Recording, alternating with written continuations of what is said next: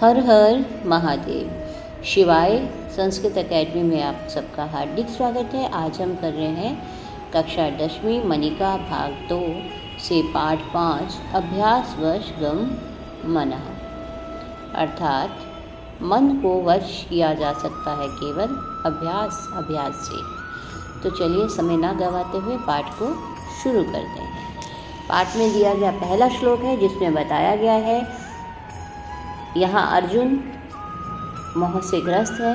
वह श्री कृष्ण को बता रहा है, अथ केन प्रयुक्तोऽयं पापं चरति पुरुषः अनिच्छन्नपि वाषर्णे बलादेव नियोजितः।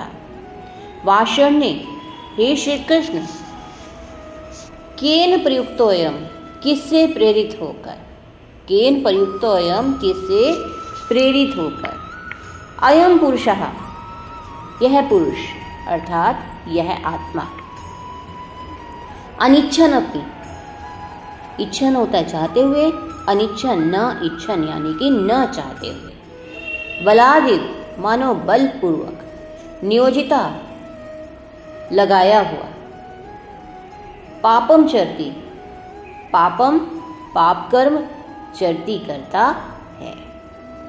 दोबारा देखिए, हे श्री कृष्ण, अयम पुरुषः, यह आत्मा, केन प्रयुक्तो, किससे प्रेरित होकर, अनिच्छन्नपि ना चाहते हुए भी, बलादिव बलपूर्वक, नियोजिता नियुक्त की हुई, पापम चरती पाप का आचरण करता है। किस प्रकार यह आत्मा जबरदस्ती पाप कार्यों में लग जाता है। इसके बाद देखिए अगला श्लोक, कामेश क्रोधेश रजोगुण समुद्भवा महाशनो महापापमा विधेनम ही वैरिना। यहाँ भगवान श्री कृष्ण कहते हैं, रजोगुण समुद्भवा, रजोगुण से समुद्भव यानी कि उत्पन्न, रजोगुण से उत्पन्न, कामेश, यह काम है, काम अर्थात इच्छा है, क्रोधेश, यह क्रोध है, महाशनो, महाशन बहुत अधिक खाने वाला है, महापापमा महापापी है, विधेनम ही वैरिनम, इसे ही इस संसार में, वैरिनम शत्रु ही, विधेनम समझना चाहिए। देखिए इस संसार में 3 प्रकार के गुण हैं, सात्विक, राजसिक और तामसिक, और ये काम और क्रोध है राजसिक गुणों से उत्पन्न है, रजोगुण से उत्पन्न है। यहाँ काम को महाशना, बहुत अधिक खाने वाला कहा गया है, क्योंकि इच्छाएं कभी किसी मनुष्य की खत्म नहीं होती।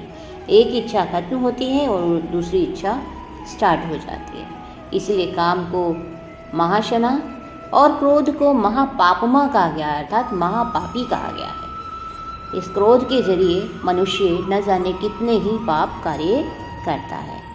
तो एक बार दोबारा सुन लीजिए, रजोगुण समुद्भवा, रजोगुण से उत्पन्न, एषः कामा, ये काम है, एषः क्रोधा, ये क्रोध है, महाशना, बहुत अधिक खाने वाला है, महापापमा, महापापी है, विधेनम ही वैरिनम, इसे वैरी शत्रु ही समझना चाहिए।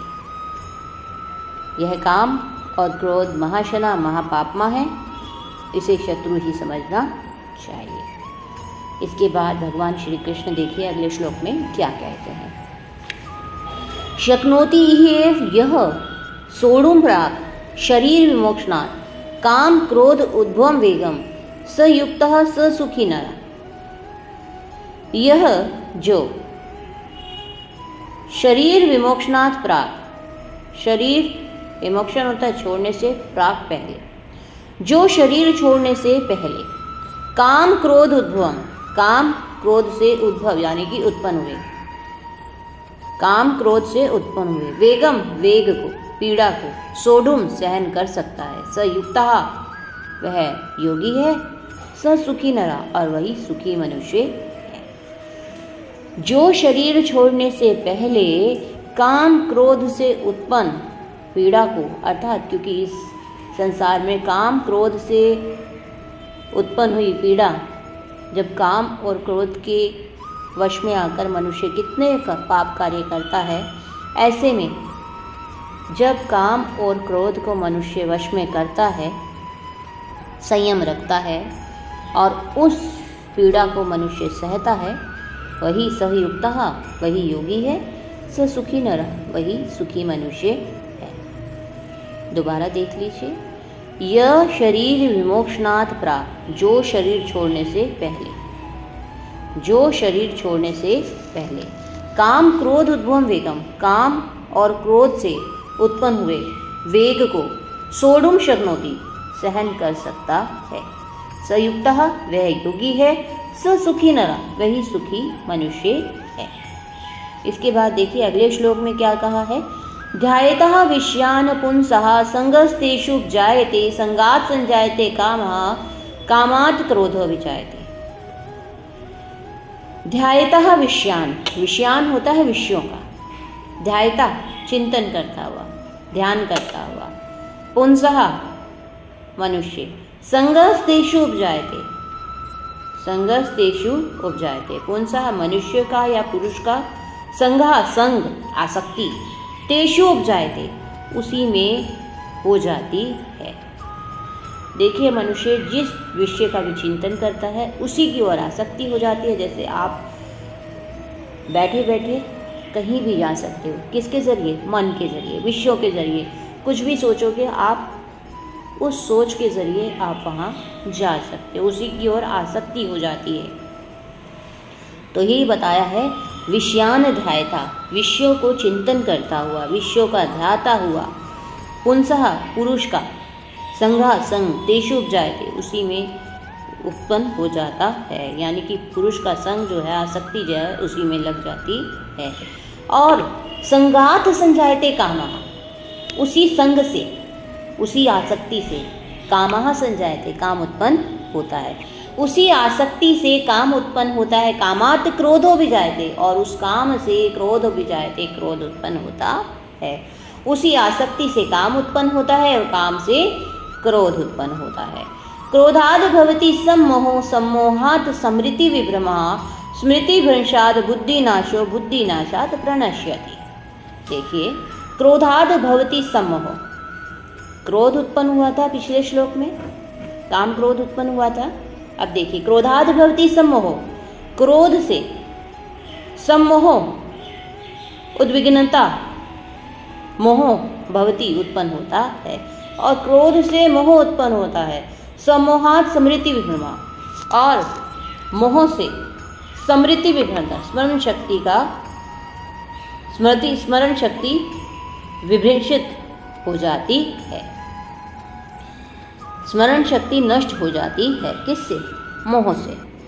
स्मृति भ्रंशाद बुद्धि नाश, और स्मृति के भ्रंश होने से, यानी कि स्मरण शक्ति के भ्रंश होने से बुद्धि नाश हो, बुद्धि का नाश हो जाता है। बुद्धि नाशात प्रणश्यति, और बुद्धि के नाश होने से प्राणों का नाश हो जाता है। दोबारा देखो, क्रोधाद भवति सम्मोह, क्रोध से मोह उत्पन्न होता है। सम्मोहात स्मृति विभ्रमा, मोह से स्मृति भ्रंशित हो जाती है। स्मृति भ्रंशात बुद्धि नाशा, स्मृति भ्रंशित होने से बुद्धि का नाश हो जाता है। बुद्धि नाशात प्रणश्यति, और बुद्धि के नाश होने से प्राणों का नाश हो जाता है। इसके बाद देखिए अगले श्लोक में क्या बताया गया है। तस्मात् त्वम इंद्रियाणि यादो नियमे भरत ऋषभः, पाप्यमानं प्रजहि हेयनं ज्ञान विज्ञान नाशनम। यहाँ भगवान श्री कृष्ण अर्जुन से कहते हैं, भरत ऋषभः, हे अर्जुन, हे भरत श्रेष्ठ अर्जुन,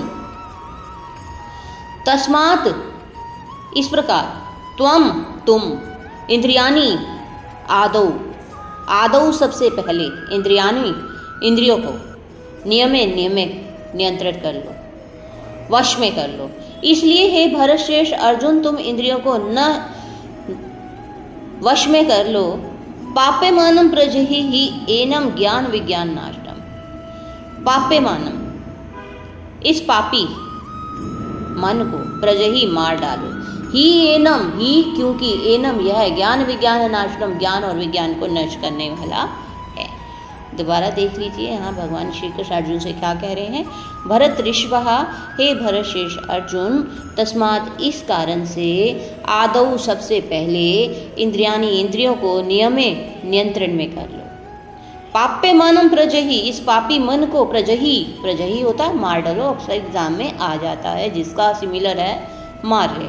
इस पापी मन को मार डालो। ही एनम ज्ञान विज्ञान नाशनम, क्योंकि ही निश्चय से एनम यह ज्ञान विज्ञान नाशनम, ज्ञान और विज्ञान को नष्ट करने वाला है। इसके बाद अगला श्लोक देखिए। यहाँ अर्जुन अपना मोह से ग्रसित हुआ, व्यथा से पीड़ित भगवान श्री कृष्ण को कहता है, चंचलम ही मनः कृष्ण प्रमाथि बलवदृढ़म तस्याहम निग्रहम मन्ये वायुरिव स दुष्करम। कृष्ण, हे कृष्ण, मना ही चंचलम, ही क्योंकि मना मन चंचल है, परमाथि मथनशील है, बलवद दृढ़म बलवद बलवान है, दृढ़म दृढ़ है, तस्य अहम उसको मैं, निग्रहम मन्ये वायुरिव सुदुष्करम उसको मैं निग्रहम वश में करना,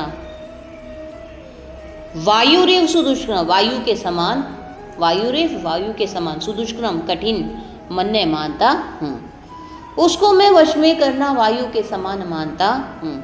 दोबारा देखिए, हे कृष्ण मना चंचलम, मन क्या है, चंचल है, प्रमाथि मतने वाला है, बलवद बलवान है, दृढ़म दृढ़ है, तस्य हम उसको मैं, निग्रहम वश में करना, वायुरिव सुदुष्करम वायु के समान कठिन मानता हूँ। देखिए, जिस प्रकार वायु को वश में नहीं किया जा सकता, अर्थात वायु को कभी मुट्ठी में कैद नहीं किया जा सकता, उसी प्रकार मन को भी कभी मुट्ठी में नहीं किया जा सकता। यही अर्जुन भगवान श्री कृष्ण से प्रश्न पूछ रहे हैं। इसके बाद भगवान श्री कृष्ण अर्जुन से कहते हैं, असंशयम महाबाहो मनो दुर्निग्रहम चलम अभ्यासेन्तु कौन्ते वैराग्यं च गृह्यते। महाबाहो, हे महान भुजाओं वाले कौन्ते, कौन्ते कुंते है पुत्र, कुंती के पुत्र अर्जुन, कुंती का पुत्र कौन था, अर्जुन।